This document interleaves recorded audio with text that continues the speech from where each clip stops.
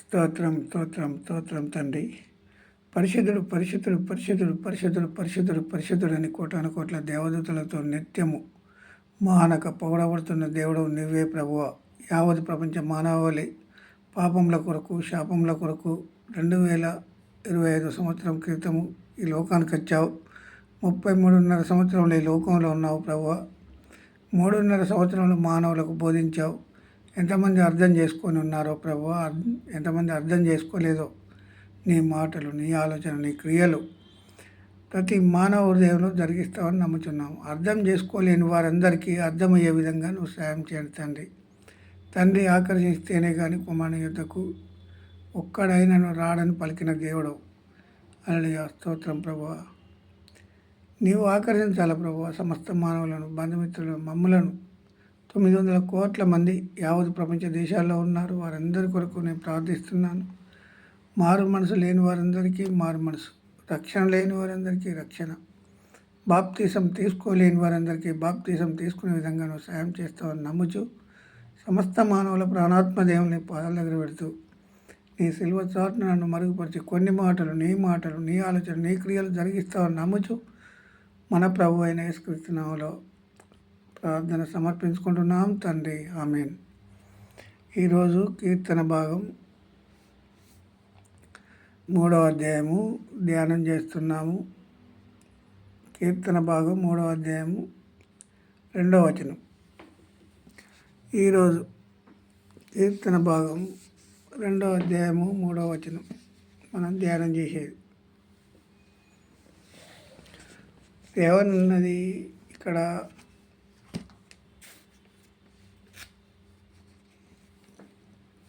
హల్లెలూయా, స్తోత్రం.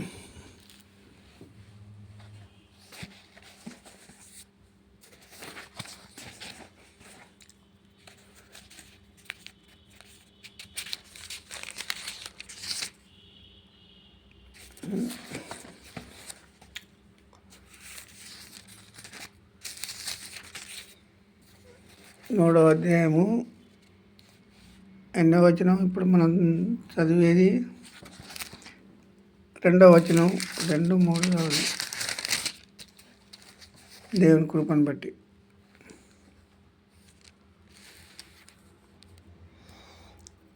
యెహోవా నన్ను బాధించువారు ఎంతో విస్తరించి ఉన్నారు. నా మీదికి లేచువారు అనేకులు. యెహోవా నన్ను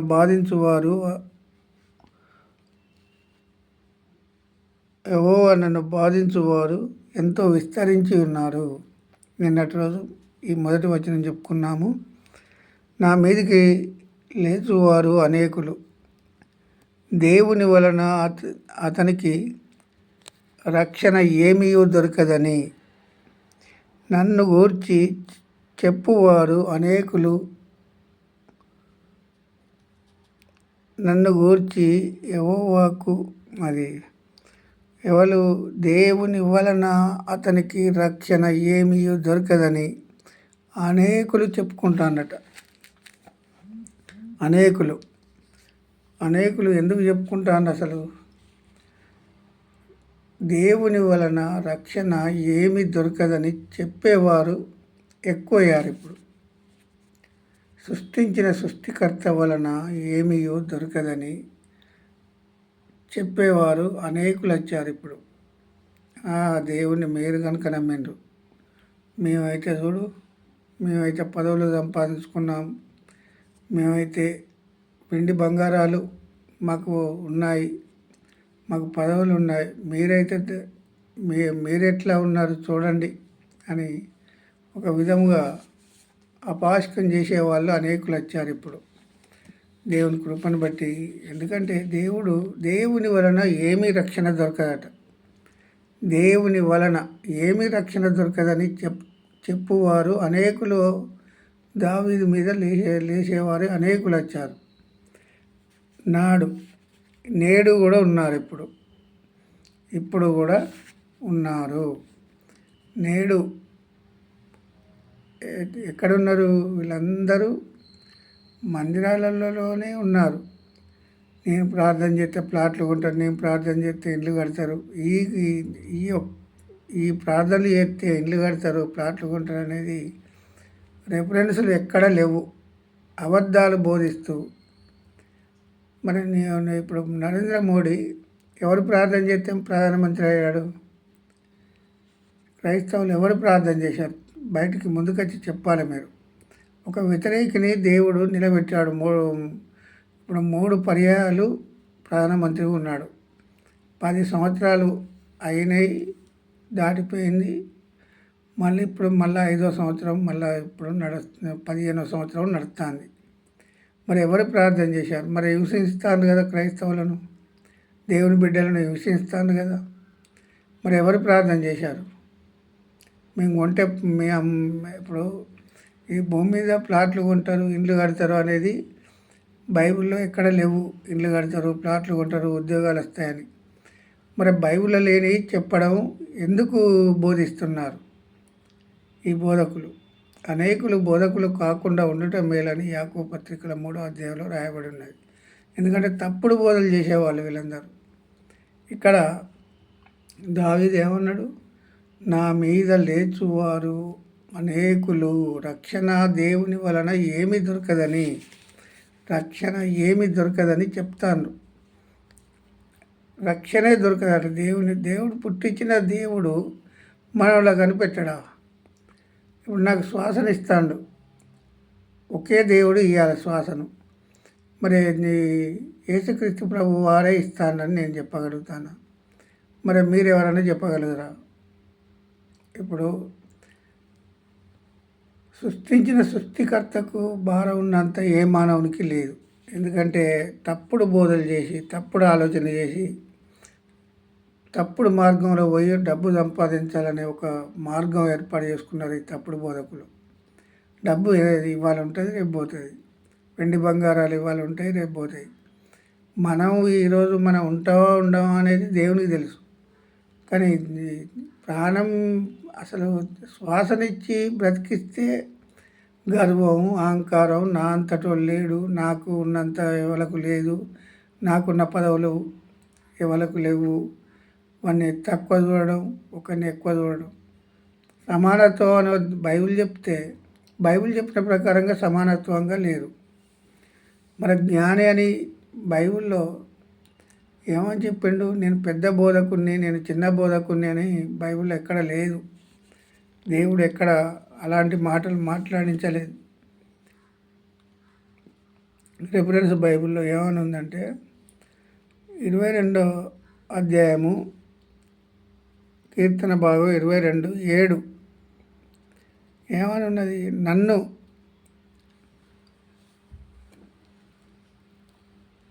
నన్ను చూచువారందరూ పెదవులు విరిచి తల ఆడించుచు నన్ను అపహాసించుచున్నారు. నన్ను చూచువారు అందరూ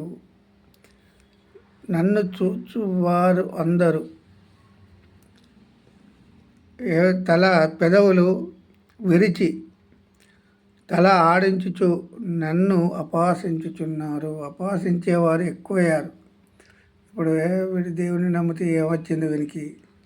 వీడి దేవుని నమ్మితే ఏ రక్షణ, దేవుని వలన రక్షణ పొందుకున్న రక్షణ ఏది? వీని పెద్ద ఎత్తలేదు. ఈ లోక సంబంధంగా వీనికి పదవి లేదు, వీనికో ఏది లేదని అనే మాటలు మాట్లాడే వాళ్ళు ఎక్కువైపోయారు. కాకపోతే బైబిల్ అర్థం చేసుకుంటే భాగ్యవంతుడు. బైబిల్ వాక్యము అర్థమైన వాడు అందరి మీద తలల మీద నడిచిపోతాడు. ధనవంతుల తలల మీద ఉన్నట్టు అర్థమైన వాడు, దేవుని వాక్యం అర్థమైన వాడు. అర్థం కానివాడు వ్యర్థుడే. అర్థం కాకపోవడమే వ్యర్థం. తల ఆడించుచు అని అన్నాడు. పెదవులు విరిచి నన్ను ఇప్పుడు మనలో చూసేవాళ్ళు ఎట్లుంటారు? వీనికి ఏమున్నది? ఏం లేదు. దేవుణ్ణి నమ్మిండు, వీనికి ఏమీ లేదు. ఏమి లేని మాట ఎందుకు వినాలి అనే మాటకు వచ్చింది. ఇప్పుడు డబ్బు, వెండి బంగారాలు, డబ్బు ఉంటే అనేకంగా జనులు అక్కడ కుప్పలు కుప్పలుగా ఉంటారు, లక్షల మంది ఉంటారు. యేసుక్రీస్తు ప్రభు దగ్గర సిలువ వేసేటప్పుడు ఎంతమంది ఉన్నారు? ఒకే ఒక్కడు యోహాను గారు ఉన్నారు. మరి 12 మంది శిష్యులలో ఇస్కరియోతు యూదా అయితే ఉరి పెట్టుకొని చచ్చాడు. 11 మందిలో ఒక్క యోహాను గారు మాత్రమే ఉన్నారు. 10 మంది తక్కిన 10 మంది ఎక్కడున్నారంటే పారిపోయారు. ప్రాణానికి ఎవరైనా ప్రాణం మీద భయపడే వాళ్ళు అనేకులు. ప్రాణం పోతుందంటే అనేకులు జారుకుంటారు. కానీ యేసుక్రీస్తు ప్రభు మరి 12 మంది లేరు కదా, 10 మంది లేరు కదా మరి అనే మాట అనుకోలేదు. మళ్ళీ వారిని ఆయన సమాధి చేయబడి 3వ దినంన తిరిగి లేచిన తర్వాత మళ్ళీ శిష్యులనే మళ్ళీ సిద్ధపరిచాడు. మళ్ళీ ఆ 10 మంది ఎక్కడున్నారని వెతికి వాళ్ళు వలలు అందుకొని చేపలు పట్టడానికి వెళ్ళిండ్రు. వాళ్ళు తెల్లందనుక ఎక్కడ ఒక్క చేప కూడా పడలేదు. యేసుప్రభు లోతునకు పోయి మరి వల వేయండి అని అన్నాడు. లోతునకు మేము తెల్లందనక పడితే ఒక్క చేప పడలేదు ప్రభు, మరి ఇప్పుడు ఎట్లా పడతాయి మాకు అని పేతురు గారు అడిగాడు. లోతైన మర్మాన్ని వెలికి తీయడమే జ్ఞానం. లోతైన మర్మం తీయడమే జ్ఞానం. ఆ జ్ఞానం ప్రతి మానవునికి కావాలి. కానీ ఈ లోక సంబంధమైన పిట్టక కల్పనా కథలు చెప్తూ, ఈ లోక సంబంధమైన కల్పించుకొని కథలు చెప్తూ బతికేవారు సేవకులు అనేకులు వచ్చారు. కానీ దేవుని దగ్గర ఒకరోజు లెక్క ఉంటుంది. చనిపోయిన తర్వాత దేవుని దగ్గర తీర్పు దినమున ఉంటుంది ప్రతి ఒక్కరికి. ఆ తీర్పు దినానికి భయపడాలి ప్రతి బోధకుడు కానీ ప్రతి విశ్వాసి కానీ. దానికి భయపడాలని చెప్పిండు దేవుడు. ఈ మాటలు దీవించును గాక.